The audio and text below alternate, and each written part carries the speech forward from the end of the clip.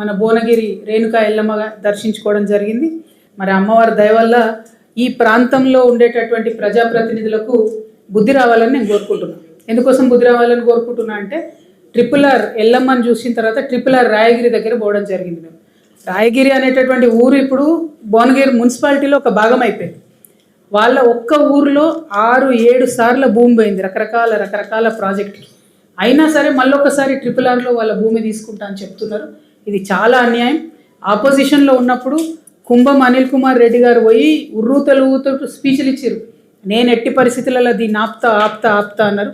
ఇప్పుడేమో ఆయన సింపుల్గా చేతులెత్తేసిండ్రు. అదేవిధంగా కోమటిరెడ్డి వెంకటరెడ్డి గారు కూడా ఆనాడు ఆపోజిషన్లో ఉన్నప్పుడు అసలు ఇంచు కూడా పోనీయని నేను అని చెప్పినటువంటి వ్యక్తి ఇవాళ మంత్రిగా ఉన్నారు. మరి ఇవాళ మాత్రం తను మాట్లాడడం లేదు.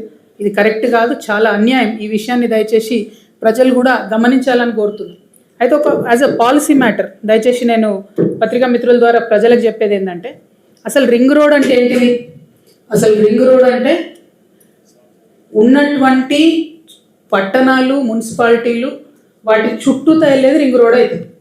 ఇప్పుడు వీళ్ళు నార్థన్ కారిడార్లో ఏదైతే RRR తలపెట్టిరో ఈ RRR ఏంది మన భువనగిరి మధ్యలోకి వెళ్ళిపోతుంది, చౌటుప్పల్ మధ్యలోకి వెళ్ళిపోతుంది. లిటరలీ చౌటుప్పల్ 2 ముక్కలు అవుతున్నది. గజ్వేల్ మధ్యలోకి వెళ్ళిపోతుంది. అది ఎట్లా రింగ్ రోడ్ అవుతుంది? పట్టణాలను ఆవాస స్థలాలను వాటి నుంచి దూరంగా హెవీ వెహికల్స్ని తీసుకుపోయేది రింగ్ రోడ్ అవుతుంది. అట్లా కాకుండా ఏం రింగ్ రోడ్డు, ఎందుకోసం రింగ్ రోడ్డు ఎవరికి అర్థం కాని పరిస్థితి ఉంది. ఇంకొక మాట కూడా మనం దయచేసి ఆలోచన చేసుకోవాలి. అలైన్మెంట్ ఒక్కొక్క దగ్గర నార్థన్ పార్ట్లో అయినా సదర్న్ పార్ట్లో అయినా 3 నుంచి 4 సార్లు మారింది అలైన్మెంట్. ఫస్ట్లో RRR అని తలపెట్టినప్పుడు మేము NHAతో మాట్లాడినప్పుడు వాళ్ళు మాకేం చెప్పారంటే మేము శాటిలైట్లకి వెళ్ళి చేస్తాం. ఆ శాటిలైట్ మ్యాపింగ్ జనరల్గా పోరంబోక్ ల్యాండ్ నుంచి కొండల నుంచి గుట్టల నుంచి రోడ్డు తీసుకుపోతుంది కాబట్టి జనావాసాలకు ఇబ్బంది లేకుండా ఉంటుంది. ఇదే బైబుల్, ఇదే ఖురాను, ఇదే భగవద్గీత మేము ఒక్కసారి శాటిలైట్లకి వెళ్ళి మ్యాప్ గీసినామంటే దీన్ని మార్చేటోళ్ళు లేరని వాళ్ళు చెప్పిరు అన్నాడు. మరి తీరా చూస్తే ఒక్కొక్క దగ్గర 2 times, 3 times, 4 times అలైన్మెంట్ మారినటువంటి పరిస్థితి ఉన్నది. అన్ఫార్చునేట్లీ ఇది కేవలం నాయకుల అవినీతి కోసం మాత్రమే ఈ అలైన్మెంట్ మారింది అనేటటువంటిది స్పష్టంగా తెలుస్తున్నది. కేవలం భువనగిరిలో కాదు, 8 జిల్లాలలో తెలంగాణలలో ఇన్ఫ్లుయెన్స్ చేసే ఈ రింగ్ రోడ్డు ప్రతి జిల్లాలో అదే పరిస్థితి. మేము మెదక్ పోయినాము, అక్కడ పెద్దవాళ్ళ కోసం పేదవాళ్ళ భూములు పోయేటట్టుగా అలైన్మెంట్ మార్చారు.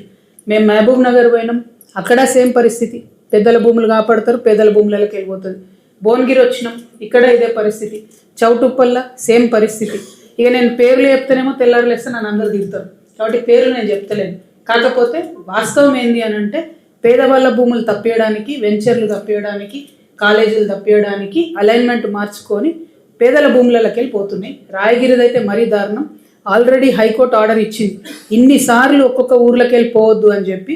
ఆ హైకోర్టు ఆర్డర్ని ఆధారం చేసుకొని ముఖ్యమంత్రి గారు ఇన్వాల్వ్ కావాల్సినటువంటి సందర్భం వచ్చింది. ఇప్పుడు కూడా ఇన్వాల్వ్ కాకపోతే మాత్రం ఇక్కడ ప్రజలైతే మిమ్మల్ని క్షమించరని చెప్పి నేను కాంగ్రెస్ ప్రభుత్వానికి హెచ్చరిక చేస్తూ ఉన్నాను. మేము నితిన్ గడ్కరీ గారికి కూడా ఇదే విషయం ఇప్పుడు ఆన్లైన్లో పెడతాం. ఆన్లైన్లో ఒక మూమెంటే నడిపిస్తాం. మేము ఇది కరప్షన్ జరిగింది మీకు తెలిసి ఉందా లేదా? ఎందుకంటే నితిన్ గడ్కరీ గారు చెప్పింది ఏంటంటే ఈ రింగ్ రోడ్ అనేటటువంటిది ఎట్టి పరిస్థితులలో మున్సిపాలిటీలకి వెళ్ళి పోదు అని ఆయన స్వయంగా చెప్పారు మన వాళ్ళు పోయి కలిసినప్పుడు.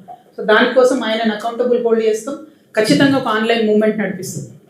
మొత్తం బీజేపీ ఎంపీలు 9 మంది సంతకాలు చేసి ఇది మారాలి అలైన్మెంట్ అని చెప్పిండ్రు. అయినా కూడా మరి అలైన్మెంట్ మారకుండా టెండర్లు పిలుస్తున్నారని తెలిసింది. కాబట్టి తెలంగాణ జాగృతి ఆధ్వర్యంలో జనవరి 5వ తారీఖు నాడు హైదరాబాద్ నగరంలో ఈ 8 జిల్లా ప్రజలు ఎక్కడెక్కడైతే రింగ్ రోడ్తో ఎఫెక్ట్ అవుతున్నారో RRRతో వాళ్ళతోనే ఒక రౌండ్ టేబుల్ సమావేశాన్ని కూడా నిర్వహించి ఇందులో జరుగుతున్న కరప్షన్, ఇందులో జరుగుతున్నటువంటి అన్యాయం ప్రజల దృష్టికి, ప్రభుత్వాల దృష్టికి తీసుకొచ్చేటటువంటి ప్రయత్నం చేస్తామని కూడా మీకు తెలియజేస్తా ఉన్నాం.